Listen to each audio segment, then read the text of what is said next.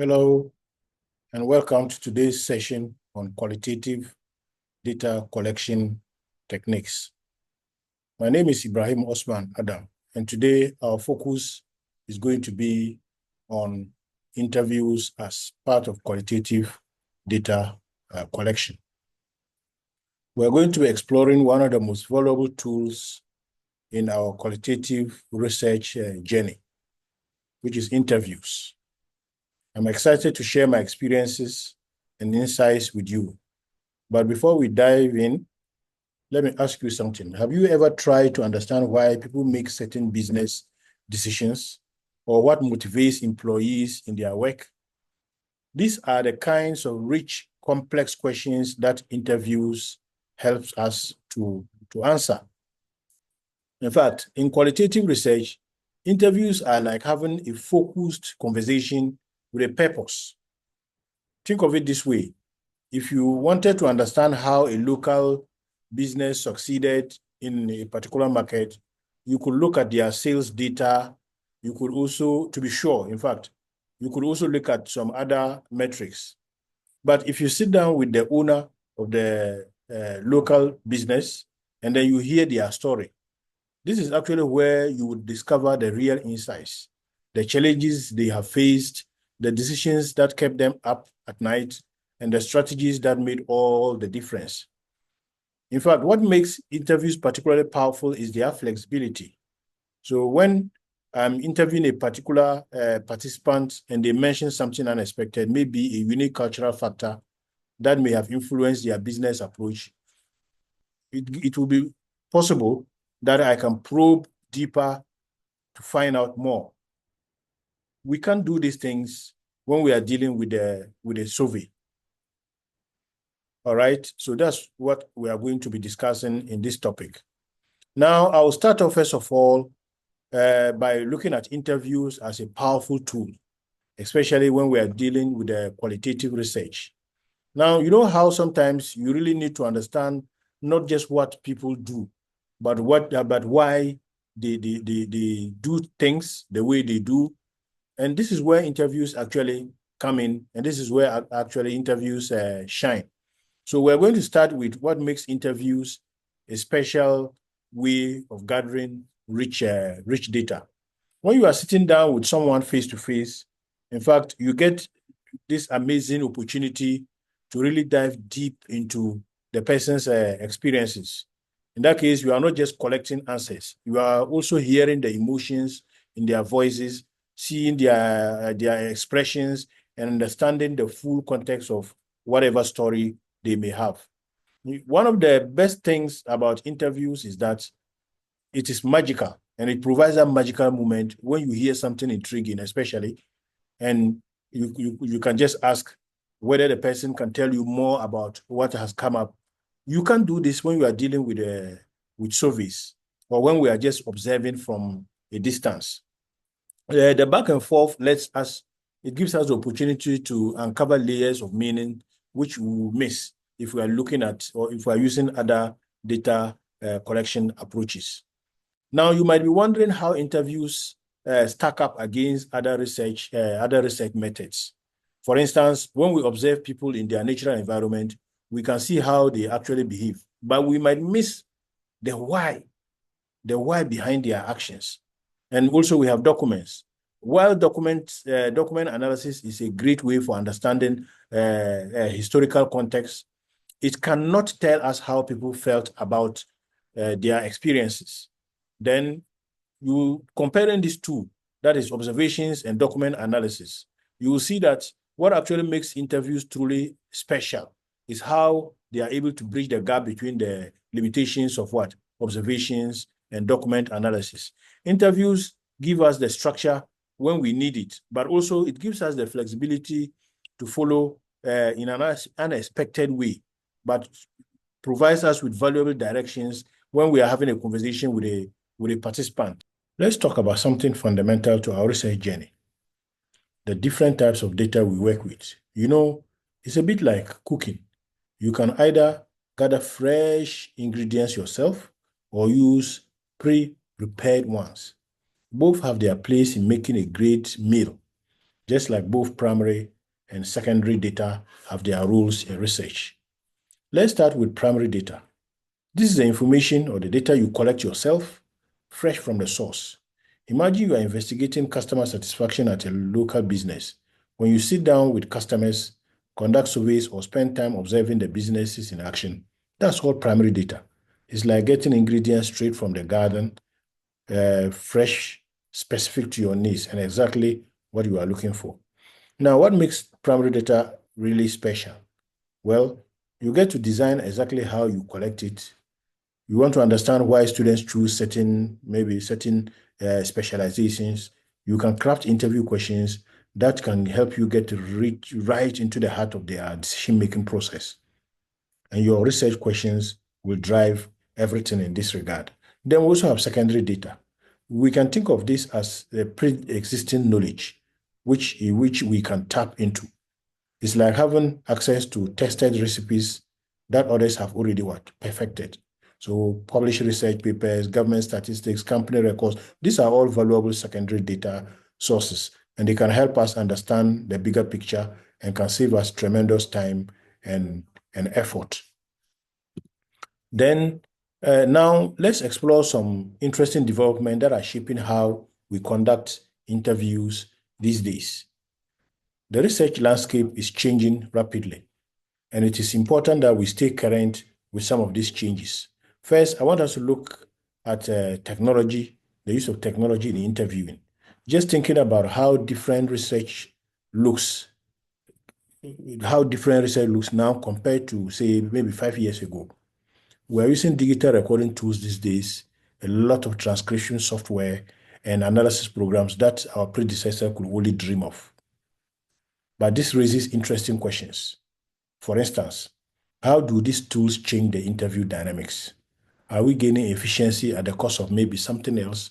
This is something we have to delve deeper into. Then there's the big debate about whether you can conduct interviews either face-to-face or what, virtually.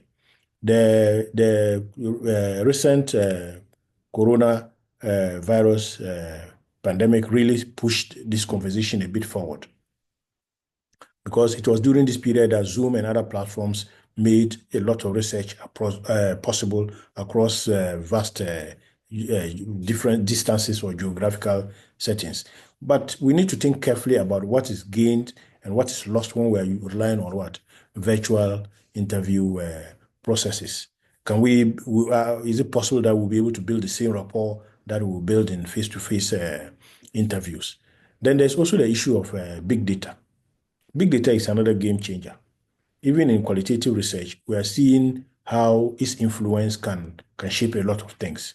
So, for instance, imagine combining rich, detailed insights from interviews with patterns discovered maybe in a large data set. In as much as it is exciting, it also challenges us to think about how to maintain the human element, and then that the human element that makes qualitative research so important. Finally, there is the ongoing challenge of integrating different research methods. When we try to combine qualitative interviews with quantitative approaches, we often face interesting issues and dilemmas. How are we going to balance the different types of data? Then let me share something about the new innovations, the new emerging approaches in terms of interviews. These approaches are transforming how we gather and understand people's experiences. So, for instance, let's look at the issue of walk-in interviews. Have you ever considered conducting an interview whilst you are walking? We call them walk-in interviews, or using mobile methods to conduct interviews, or conducting interviews on the move. Instead of sitting in a closed office, you might walk with a small business owner through their neighborhood while discussing maybe local economic challenges. The environment itself in this instance may trigger memories and insights that might not be able to come up if you are if you are interviewing the person in the traditional setting. Then there's also the issue of photo-elicitation. It's like having a conversation catalyst in your pocket when we're talking about photo-elicitation. Imagine showing participants some pictures or photographs which are related to your research topic, and then you let the image spark the discussion. A picture of maybe, say, a changing marketplace might unlock stories about how business practices have evolved over time. So in this particular emerging approach, you show the participants a particular picture, and that will generate a lot of discussions around the phenomena you are investigating. Then we also have digital storytelling. Digital storytelling is a powerful tool we are seeing more often these days. In this particular instance, participants create short digital narratives combining maybe images, their voice, and sometimes music to share their experiences. So we have digital storytelling a lot these days. If and you can see evidence of such digital storytelling approaches through platforms like WhatsApp, Facebook, and what have you. It's particularly powerful when working with younger participants who are naturally comfortable with digital media. Then the last one, we also have what we call ask-based interview methods. These are new. This is a new approach. And this might involve asking participants to draw, create pictures, or use other artistic impressions as part of the interview process. It is very valuable when working with topics that are difficult to express in words alone. So in that case, you may ask participants to just sketch something to represent what they may have communicated or they would have communicated verbally to you. Then we also have, now I want us to look at some contemporary challenges. Let's look at some of the most pressing challenges we are facing when we're dealing with interviews in research today. These are not just theoretical concerns. They are real issues that affect how we conduct our research in today's interconnected worlds. The first thing I want us to look at is digital privacy and data security. Let's consider this age where we are recording interviews on digital devices and storing transcripts in the cloud. How do we protect our participants' data? It's not just about password protection anymore. We need to think about secure storage, encrypted communications, and maybe responsible data sharing practices. Then there's also the issue of cross-cultural interviewing. Cross-cultural interviewing has become increasingly important in our globalized world. When I interview someone, for instance, from a different cultural background, I need to be aware of so much more than just the language differences between me and the participant. So cultural norms around the way they communicate, respect, and even the concept of time can vary significantly. Okay, so for example, what might be considered a direct question in one cultural setting could be viewed as a very rude statement in another. Then there's also this thing we have to look at, decolonizing interview methods. The movement towards decolonizing interview method is relevant for us here at the University for Development Studies. We need to question whether our traditional Western research methods are appropriate for understanding our local context. How can we incorporate indigenous knowledge systems and local ways of knowing into the way we do research, into our research approaches? Then finally, we are also facing the challenge of balancing traditional and innovative approaches. Whilst new technologies and methods offer exciting possibilities, we can't simply discard tried and true interview techniques that are already out there. The real skills actually lies in knowing when to use which particular approach. Now let's dig deeper into something more fascinating. How knowledge is actually created during interviews. How is knowledge created during interviews? We have talked about epistemology in our previous sessions, but epistemology is really about understanding how we know what we know. So think about it this way. When we conduct an interview, we are not just collecting facts like picking apples from a tree. Knowledge is actually being created through the conversation itself. So every time a participant shares their experience, they are not just reporting the events they have witnessed or observed.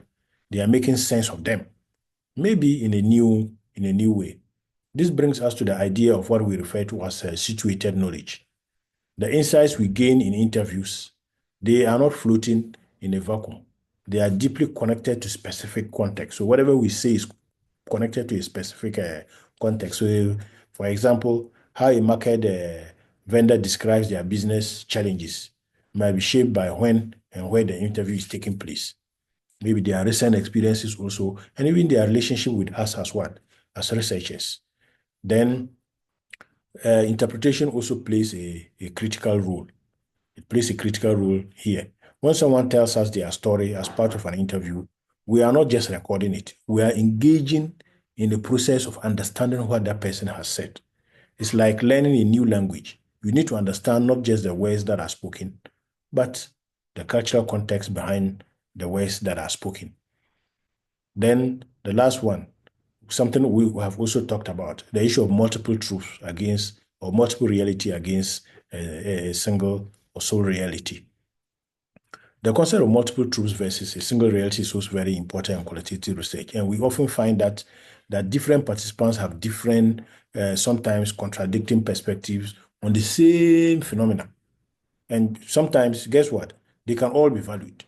That is where we have the issue of multiple truths. And think of it like looking at maybe a sculpture.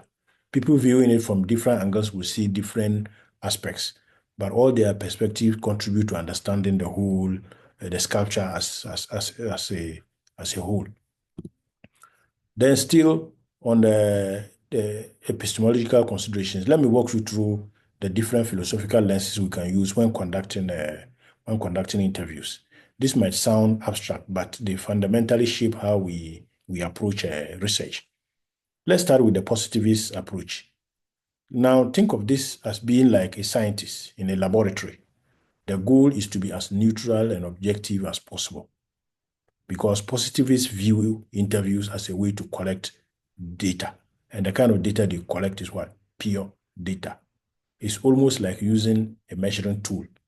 They might tell you, a positivist interview might tell you, just ask the questions exactly as it is written. Don't deviate and maintain professional distance. Here, it is about minimizing the researcher's influence on the data. Then we have the opposite side. That is the interpretivist perspective, which see things quite differently. Here, it gets a bit more interesting because interpretivists say that knowledge isn't just sitting there waiting to be collected. Knowledge is what is created together between the interviewer and the interviewee.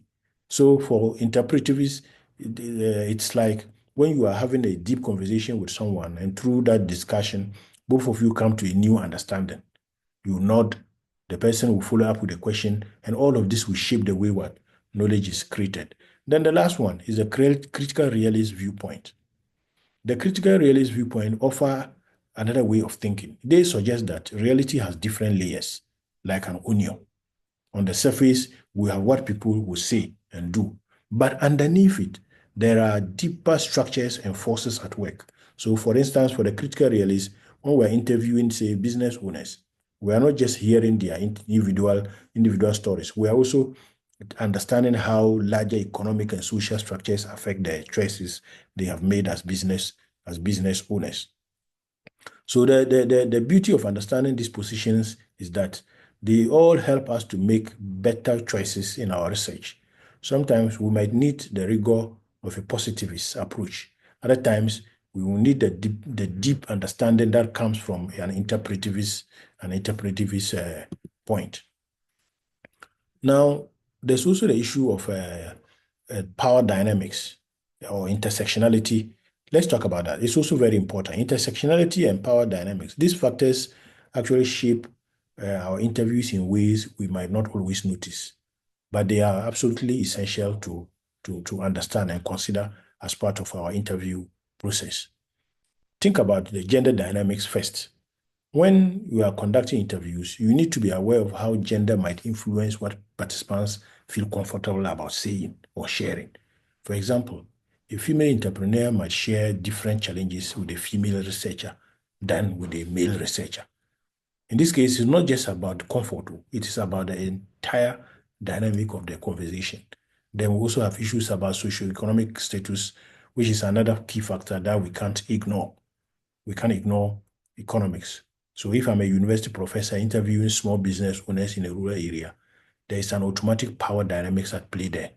This might affect not just who agrees to talk to me, but it can also affect how openly they share their experiences with me. Then we also have the issue of cultural dynamics. The cultural backgrounds add another layer of complexity.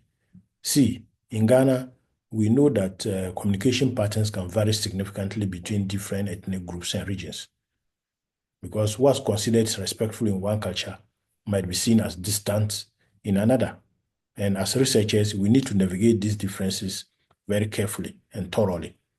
Now, let's talk about power differentials in a more broader way. When we walk into maybe an interview with our university credentials and formal research protocols, we are bringing our institutional authority with us. And this can create barriers to authentic communication. That's why many researchers are now using participatory approaches, which are methods that give participants more control over what? Over the entire research process. Now, let's try to explore the main types of interviews we can use in research. Think of this as different tools in your research, your broader research toolkit. Each has its own strengths and ideal uses. Let's start with the structured interviews. Structured interviews are like following a detailed guideline. Everything is precisely planned. You have your questions prepared in advance. You ask them in a specific order, and often you are working within a set time frame. It's perfect when you need to compare responses across many participants, or when you are dealing with sensitive topics where consistency is what is very important. For example, if you are interviewing bank managers about risk assessment practices, a structured approach ensures that you cover all the required areas systematically. Then we have the second type, which is the semi-structured interviews. Semi-structured interviews give you more flexibility than structured interviews. So you can think of it as having a roadmap, but being able to take interesting detours. You start with planned questions, but you can follow up on unexpected insights that emerge during the conversation you are having with the participants. Let's say you are interviewing entrepreneurs about their business challenges. You might have core questions about finance and operations, but if they mention an unexpected factor like social media impact, you may decide to do what? To explore that.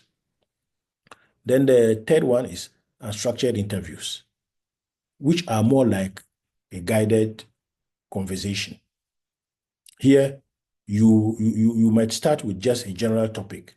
Let the participants lead the way, and then you follow. It's particularly valuable when you are exploring new territories or when you want to understand someone's experience in their own terms. For instance, if you are studying how traditional market traders have adapted to economic changes, an unstructured approach might reveal a perspective you hadn't even thought to ask about. You see. Then, apart from interviews, we also have focus groups. Let's talk about focus groups. Focus groups are a fascinating research tool that can add another dimension to our qualitative research methods. Let's see. You know how sometimes a conversation becomes more interesting when more people join in. That's essentially what focus groups are about. While most of our interviews are one-on-one conversations, focus groups try to harness the power of group dynamics to generate more insights. So I want you to think about it this way. Imagine you are studying how small business owners adapted during the recent economic changes. In one interview, in a one-on-one interview, you might get thoughtful individual perspective. But in a focus group with several business owners, something interesting and magical may happen. One person's comment may trigger other ideas and memories in some of the business leaders, and this can lead to richer discussions and it can provide unexpected insights. Someone might say, "Oh yes, I tried this one too. I also tried it, but in a different way." And suddenly you will get multiple perspectives on the same issue. So when we are talking about focus groups, its real power actually lies in its ability to capture what collective views. When we use focus group discussions, we're able to capture collective views. Now, I want us to look at how we can create effective interview guides. This is where we now move from basic interviewing to really mastering the craft of what? Interviews. First, let's talk about the principles of interview guide construction. Creating a good interview guide is like planning your journey. You need a very clear route, but also the flexibility to explore interesting paths along the way is important. So the key is finding that maybe finding that sweet spot between structure and what? Flexibility. You want enough structure to ensure that you cover all your research objectives, but you also want to have that enough flexibility to allow for what? Unexpected insights to emerge. Then we have another issue, progressive focusing. Progressive focusing is a clever technique where you start broadly and gradually you narrow down to what? The specifics. For example, if you are studying entrepreneurship, you might start with maybe a question like, tell me about your business journey before diving into the specific challenges and then later what? The decisions. We also need to think carefully about how we organize our questions. Sometimes we may do it chronologically. Sometimes we can do it by teams. And all of this will depend on what? Our research goals. Now, let's look at some other dynamic elements that make an interview guide come alive. The first is what? Entry points. Entry points are very important. Entry points are like opening doors to the conversation regarding the interview. Look, I have found that starting with something simple and familiar can help participants feel comfortable before when they are comfortable, then you can move to what? More complex topics. Then we also have the issue of transition. Transition strategies are also important. You can think of them as what? The bridges between the different topics you are going to be discussing. You need to find a smooth way to move from one area to another without making the conversation feel weird. For instance, you might say, you mentioned earlier about marketing competition. How does that relate to your investment decisions? You see that you are linking two topics or two issues together. Sometimes when we are interviewing, the interviews may not go as planned. And that's where alternative question come in. It's like having a plan B or a plan C. You have it ready. So that if one line of questioning isn't working, you need to have pre-planned alternatives so that you can easily switch. Then let's explore how we can probe further when we are dealing with interviews. When we say probing in interviews is like having a set of specialized tools that can help us dig deeper into what our participants are sharing with us. So there are different kinds of probes. So the first one I want us to look at is elaboration probes. Think of elaboration probes as your way of opening the doors wider. When someone mentions something interesting, you could simply ask, could you tell me more about that? And that would provide more clarity. Or you can say, okay, now that this one is done, what next? Then we also have clarification probes. Clarification probes help us avoid assumptions and misunderstandings. When you hear something that could have multiple interpretations, that is your cue to using phrases like, what do you mean by that? Could you give me an example? That way they'll be able to what? To clarify. Then we have contrast probes. Contrast probes are particularly powerful because they help us understand boundaries and what? Distinctions. So when someone describes a business practice, asking, how is this different? We can ask, how is this different from your previous approach? That way, it will be able to highlight the differences between the first and the second. And then we also have silent probes. For silent probes, this is where we overlook. Sometimes the most powerful probe is no probe at all. You just keep quiet. And maybe you pause strategically, or you nod your head, or you maintain an eye contact. All this can encourage participants to elaborate on an issue more naturally. Then let's look at some follow-up techniques. Follow-up techniques can really elevate the quality of our interviews. So we can track responses across an interview, and we can when we do this, it's like having a detective piecing together a puzzle. You need to keep mental notes of what's being said, and then you look for what? You look for patterns. For example, if a participant mentions work-life balance at the beginning of an interview and later talks about business hours, You can connect these threads to understand their overall approach to what? To time management. So it is important when we're dealing with advanced follow-up techniques. We should be able to link earlier statements in a way. Linking to earlier statement is a powerful way to build coherence and depth during the interview. So you might say something like, earlier you mentioned that challenges with suppliers are so and so, and now you are talking about inventory management. How do these issues connect? This will help participants reflect on relationships they might not explicitly consider. We can also try to explore contradictions. Exploring contradictions requires sensitivity, but it can lead to rich insight. So sometimes people say things that seem to conflict, and that's perfectly normal. So you can be interviewing somebody and you realize that the person has said something which is conflicting an earlier point the person made. Let's say a business owner claims to be risk averse, but later described taking bold market initiatives. Instead of pointing out the contradiction directly, you might ask, how do you balance caution with innovation in your business? So you might ask a question like this. Then the last but not the least, we also have what we call deepening theoretical insights.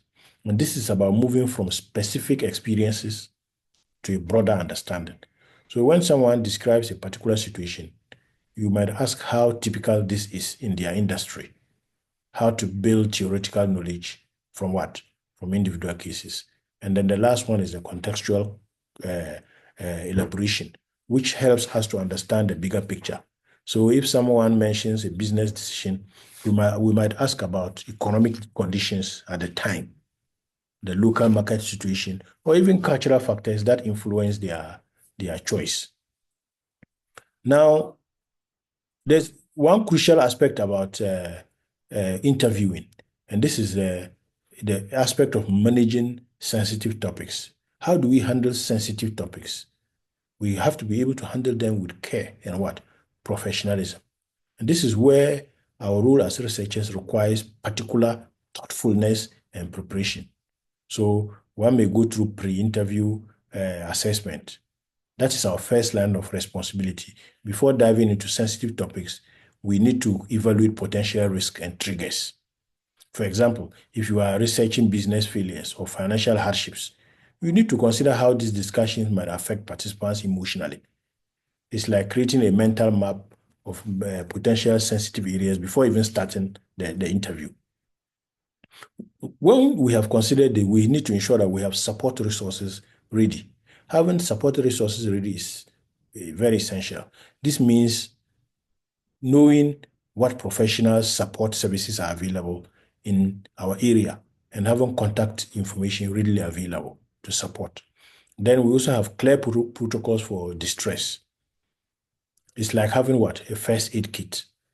The hope is that we may not need this first aid kit, but in case something happens, we will have to rely on these clear protocols for distress. And then the last one is the exit strategies. Exit strategies need to be prepared very well in advance. Sometimes, despite our best preparation, we need to end an interview early or shift to less sensitive topics. So if we have prepared phrases like, we can take a break if you like, or we can move on to something else. All this can help manage the situations more, more carefully. So even during interviews, we can manage sensitive topics by reading emotional cues from the participants. Maybe we can also start if we realize if we realize through some emotional cues, we may also do what? Slow down our pace of what? Asking the questions. Or maybe we can just offer a break. Or maybe we can validate the emotions of the participant. Now, validation emotions is about acknowledging the feelings of the participants without any judgment. So if someone becomes emotional while sharing a difficult experience during an interview, one might say, oh, I can see this was a challenging time for you. I am sorry. This shows respect when we do that. It shows respect. Then we also have maintaining boundaries. It's also very crucial for both the researcher and the participants. So while we want to be empathic and we want to be empathetic and then validate the emotions of the participant. We need to remember our role as researchers. We are researchers. We are not counselors. We are not offering the participants therapy. And so it is important to keep this distinction very clear whilst we are being what? We are being supportive. Then when the interview is done, we need to look at certain things like debriefing processes. Debriefing basically essential processes for both the participants and the researcher. And you have to think of it as a gentle landing after the emotional journey. So after discussing sensitive topics, we need to ensure our participants leave the interview space in a good emotional state.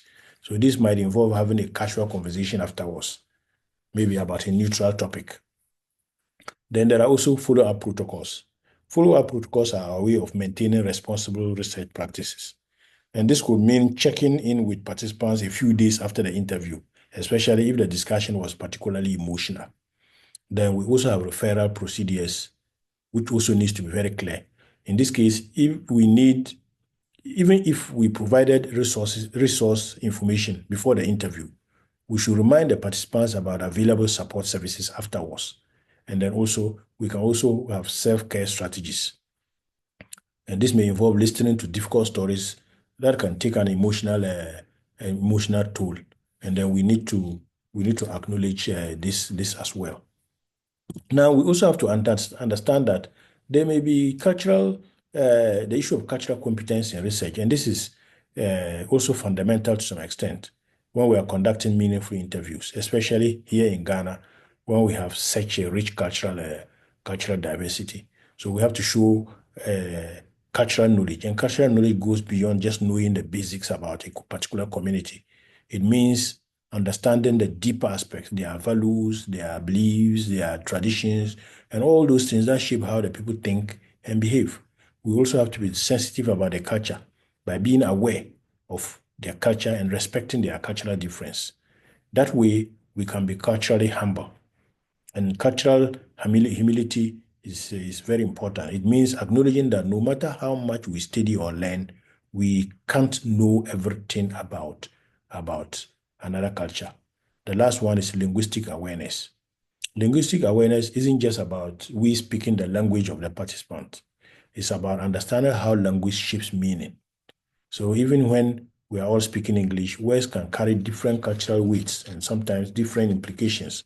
For example, concepts like success or cooperation might be understood differently across various Ghanaian cultures.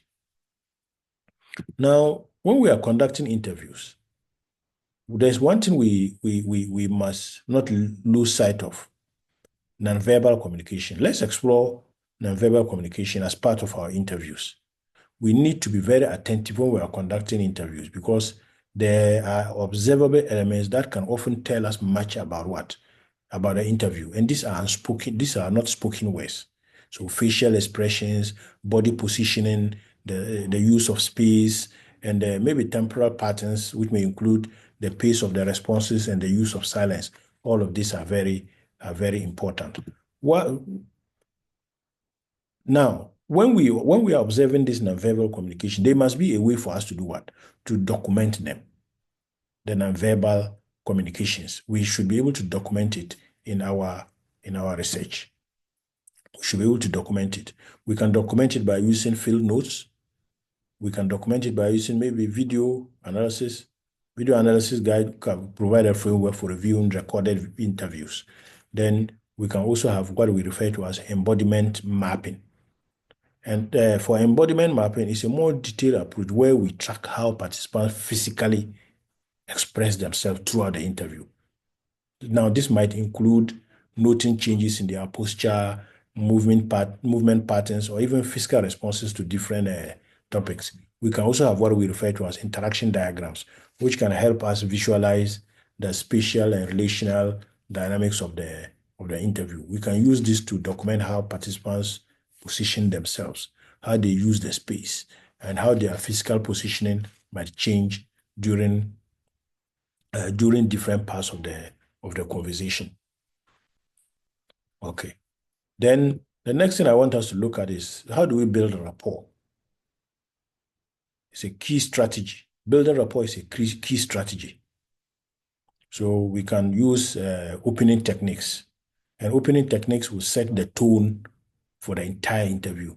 This involves creating a welcoming atmosphere through proper introductions, clear explanation of the research purpose, and starting with a comfortable general question before moving into the specifics. Then the second one is authentic engagements. Authentic engagements. Authentic engagement means showing genuine interest in the participant responses. You cannot be conducting an interview when you yourself, you are not interested. So authentic engagement actually isn't about just going through the emotions, but you have to demonstrate your real curiosity and your respect for the experiences and the perspectives of the participants. You have to listen actively. And then whatever disclosure that needs to be made, you must disclose it. Otherwise, you will not be able to build trust between you and what? The participants. And you must try through appropriate disclosure, because it is important to create a balance, a needful balance and a careful balance between you as a researcher and the participants. The last one is empathy demonstration. And this one involves acknowledging and understanding participants' emotions and their experiences without any judgment. This means responding appropriately to emotional cues you have observed while maintaining your professional composure. Now, let's look at some projective techniques and their role in qualitative research. Projective techniques are research tools that can help a researcher understand people's deeper thoughts and their feelings by presenting them with ambiguous situations or materials. The basic idea is that when people respond to unclear or open-ended stimuli, they reveal their underlying attitudes and perspectives. So think of it like showing someone an abstract painting and asking what they see. Look, their interpretations would often tell us more about their mindset than if we had directly questioned them. These techniques work because they bypass our natural tendency to filter or censor our responses. When we are talking about projective technique, the key principle here is that participants have complete freedom to interpret the material from their own perspective. So you show them a picture and they will form a mental construction or picture of whatever you have presented to them. There are several well-known examples of projective techniques. We have the Rorschach ink blot test, which is probably the most famous one, where people describe what they see in abstract ink patterns. With this one, the thematic perception test, there's also the thematic perception test, which uses ambiguous pictures to elicit stories from participants. When we are dealing with business research, we may use similar approaches by asking participants to complete and finish stories about business situations, or we may ask them to interpret ambiguous market scenarios. When we are dealing with interviews, there are quite a number of challenges and potential problems. The first one is the issue of artificiality of the interview. You see, the formal nature of research interviews might make participants feel uncomfortable. Interviews are usually formal. It can make people those who are going to interview feel uncomfortable, or it can even cause them to respond differently than they would have responded in natural conversations. Then there's also the issue of lack of trust between the researcher and the participant, and this can limit the depth and honesty of the responses. Then we have the issue of lack of time, level of entry. The level of entry refers to the difficulties in accessing certain populations or certain organizations. Gaining access, very important. Then we also have what we call elite bias. Elite bias can occur when we focus too much on high status individuals, missing perspective from other levels, especially the lower levels. When we are concentrating too much on the higher levels, we'll miss those at the bottom. Then we have what we call the Houghton effects.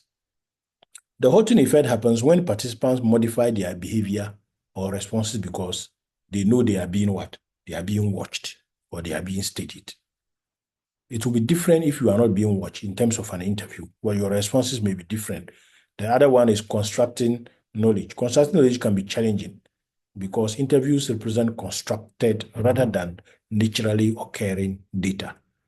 The last but not the least is ambiguity of language. The researcher's language should be unambiguous because if it is ambiguous, it can lead to what? Misunderstandings. Whatever we are doing, interviews can go wrong in various ways. We can have technical challenges, misunderstandings, or emotional outbursts, and all of this can affect an interview. Now, let's look at a model of an interview. And I want to explain this by using what we refer to as the dramaturgical model of interviewing. And the model offers an interesting approach to addressing some of the challenges we have discussed earlier. The dramaturgical model treats each interview as if it were a theatrical performance, as if it's a theatrical performance or drama. So this metaphor helps us to understand the different elements and dynamics at play during an interview. So in this model, just as in a theater, every element has what? Every element has a significance. Every element has a significance. So let me walk you through it, through each element of the dramaturgical model of interviewing. And because it is important we understand it because it provides a structured way to understand the interview dynamics. And the model views interviews as a drama with a stage, props, actors, audience, a script, and a performance. Let's look at it one after the other. The first one is the stage. In fact, the stage represents the various organizational and social settings where the interviews take place.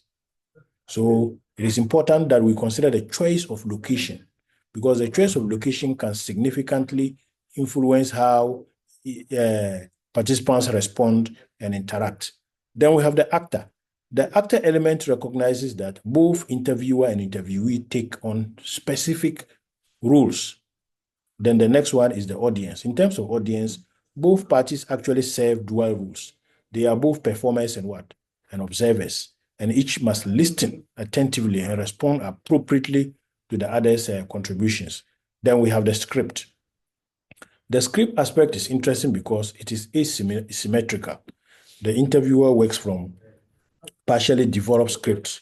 That's the interview guide, while the interviewee must improvise their responses based on their experiences and what? And their knowledge.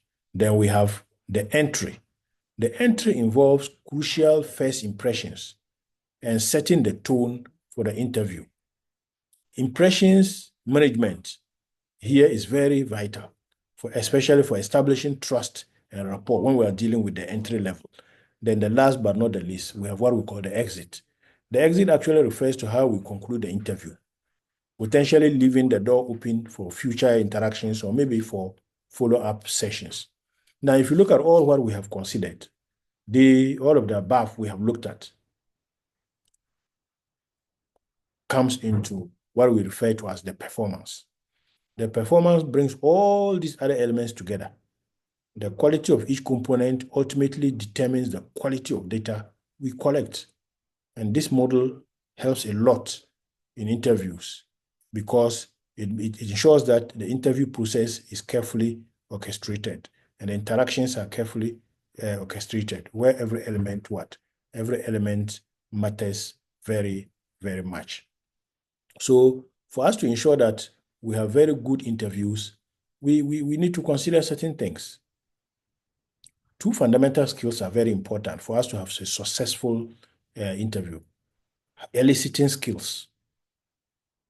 Eliciting skills focus on the art of asking open questions.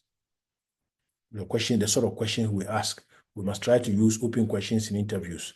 Now, open questions can take the form of who, what, why, where, when, how, and usually all this leads to answers that are open-ended and more descriptive. Interviews are two-way processes, so the listening skills are equally very crucial. They are also very crucial. Okay. Then the last but not the least, practical suggestions to make our interviews better. The practical suggestions that can help improve our interview in practice are try to interview a variety of people representing diverse views. We have to always prepare very well beforehand, and we also have to use the mirroring technique. The mirroring technique basically involves reflecting back the participants' language and their gestures in a natural way. This can help us build a rapport and show we are actively engaging. So maybe the participant says something and you also try to emphasize or say it back. The participant nods and you also nod. You will see that if the participant sees that you are in agreement somehow, it can encourage the participant to say more. Flexibility is also very important. Flexibility in interviewing. While we should have maybe a prepared structure, we also have to be ready to follow unexpected but valuable lines of inquiry. Valuable ways or patterns may emerge during the conversations. So follow-up interviews can help us through some of these processes. And the last but not the least, recording interviews. It is always our advice that you record all your interviews because it will allow you to focus on the conversation rather than extensive notes. If you want to write everything, you may not be able to do it. These days, our mobile phones, there are a lot of recording apps out there which we can download and employ as parts of our process of interviewing so that we wouldn't have to waste so much time taking notes. Now, we have been saying that interviews can occur in a very structured way. You must have an interview guide. Now, let me take some time to explain 4 key components of a well-structured interview guide. The interview guide would have these 4 key components. We have the preparation phase, the introduction phase, the conversations phase, and the conclusion phase. The preparation phase involves thorough background research about both the interviewee and the organization. This includes gathering relevant information and making practical decisions like appropriate dress code. Good preparation shows that, remember, good preparation shows respect for the participants' time and helps establish professional credibility. Then we move to the introduction stage. The introduction stage is important because it sets the tone for the entire interview. Then we have the conversation phase, which is the core of the interview. Then we now have the last part, which is the conclusion. The conclusion actually also requires careful handling. When you are done, you have to thank the participant for their time and contributions, and then ask them if they have any questions or additional points to add. And maybe you can consider requesting referrals to other potential participants. At this stage, you may also try to clarify any follow-up procedures. Thank you very much. This brings us to the end of our session on interviews as part of qualitative data collection.